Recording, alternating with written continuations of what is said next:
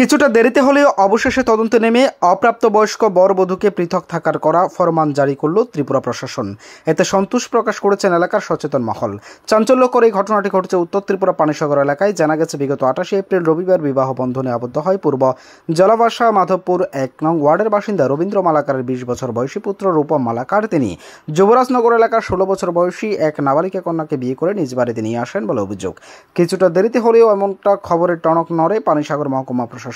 পরে ওনার নির্দেশে শনিবার স্থানীয় থানার পুলিশ কর্মী দুজন ডেপুটি কালেক্টর ছুটে যান বরের বাড়িতে। তারা পুরো ঘটনাটি সরেজমিনে তদন্ত করে দুটি পরিবারকে সতর্ক করে দেন যে নাবালিকা বর ও বধূ প্রাপ্তবয়স্ক না হওয়া পর্যন্ত তাদের উভয়কে পৃথক পৃথক স্থানে অবস্থান করতে হবে।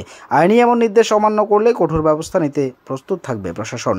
এই ব্যাপারে প্রশাসনের লোকেরা লিখিত মুচলেখা নেন উভয় পরিবারের অভিভাবকদের পক্ষে। প্রসঙ্গত উল্লেখ্য যে সরকারি নিয়ম মোতাবেক বিবাহের ক্ষেত্রে স্বামীর বয়স 21 ও কনের বয়স 18 বছর ধার্য করা হয়েছে।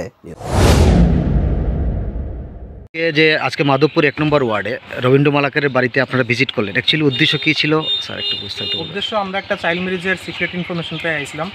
তো এসডিএম স্যারের নির্দেশে আমরা পুলিশ পার্সোনাল, সিডিপি অফিসের স্টাফ নিয়ে আমরা এখানে আইছি।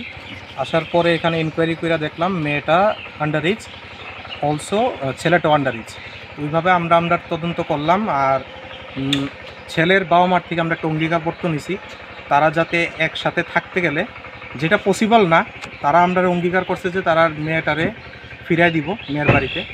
আর এছাড়া যদি এরকম না করে, তারা যা ডিসিশন, যা যদি অন্য কোনো অপ্রীতিকর ঘটনা ঘটে, এটার দায়বদ্ধ তারা হইবে। Report S Bharat live 24 hours.